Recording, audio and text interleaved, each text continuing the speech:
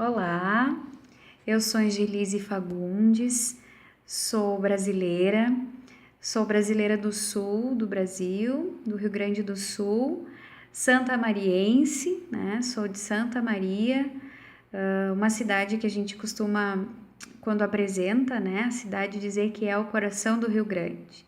Então, eu moro bem no centro do estado do Rio Grande do Sul, no sul do Brasil.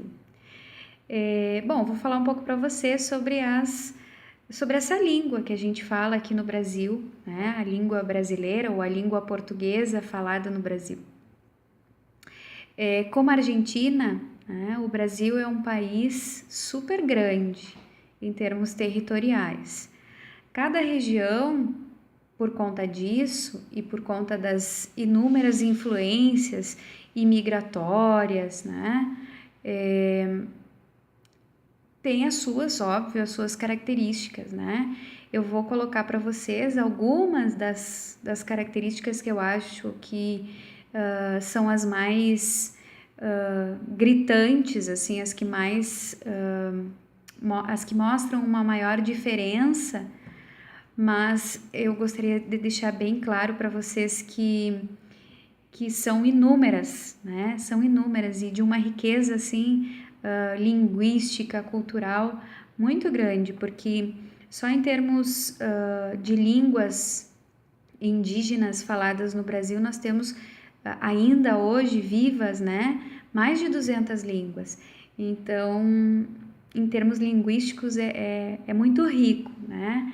Eu vou falar um pouco, assim, dessa língua portuguesa que a gente fala por aqui. Bom, então eu separei, fiz alguns tópicos assim para ficar mais coerente, né? Mais claro talvez. Então, tópicos lexicais, sintáticos, fonéticos e alguns aspectos culturais, tá? Então, em termos lexicais, a gente tem muita variação.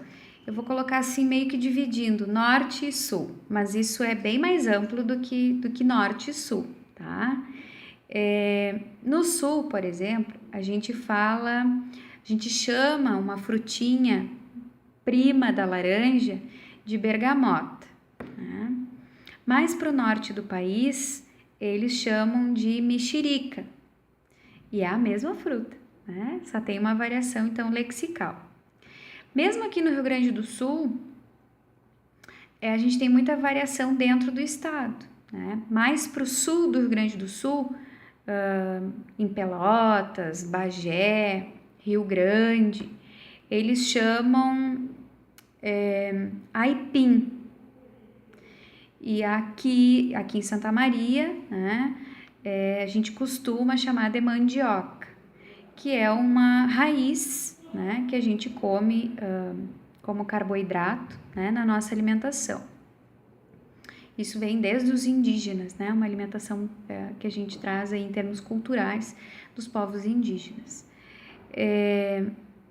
Então, essa questão lexical, ela varia muito, né? São apenas 2 exemplos para que vocês tenham ideia da dimensão que ocorre aqui no nosso país. Em termos sintáticos, também há variação. Um exemplo, né? Grande parte do Brasil utiliza você. No sul, nós, assim como os argentinos, tuteamos.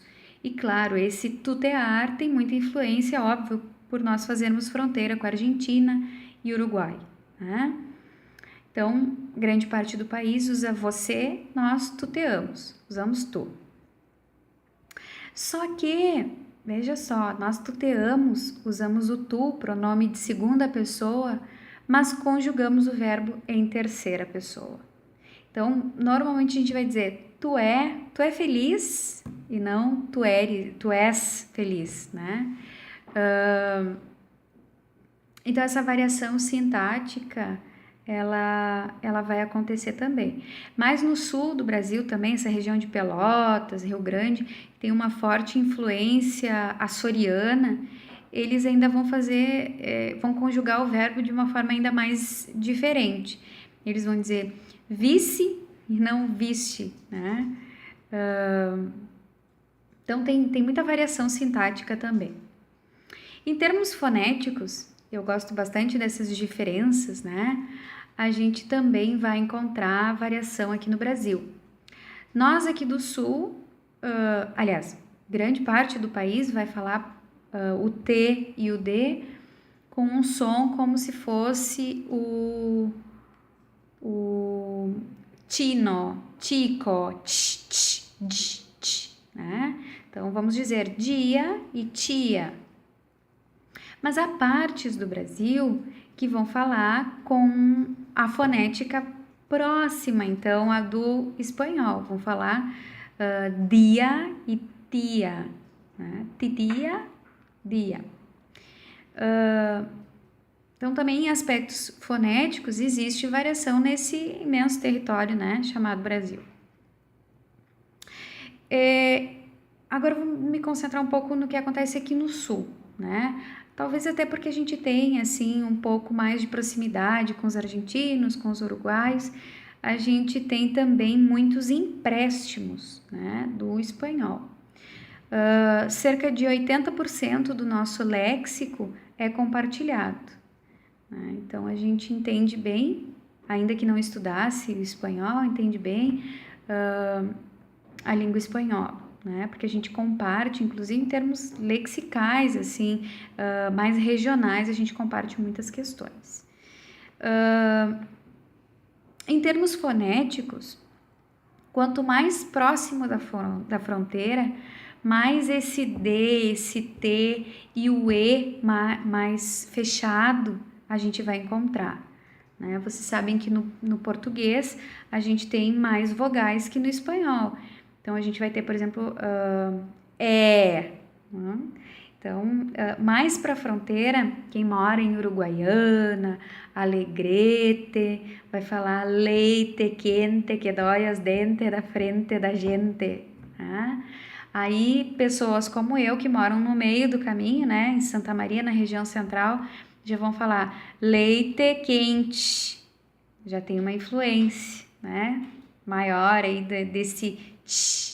dessas vogais mais abertas também.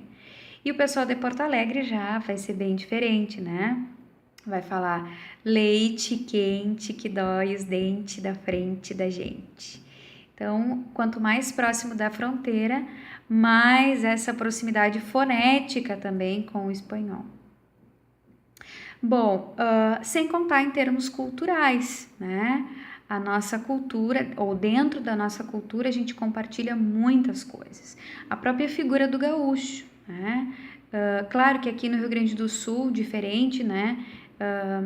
De algumas situações que acontecem na Argentina, no Uruguai, todo aquele que nasce no Rio Grande do Sul é gaúcho, né? Não é só o do interior. As danças, né? As danças típicas sulinas, como tirana do lenço, pezinho, danças de roda, tem muita influência, tem muita coisa compartilhada.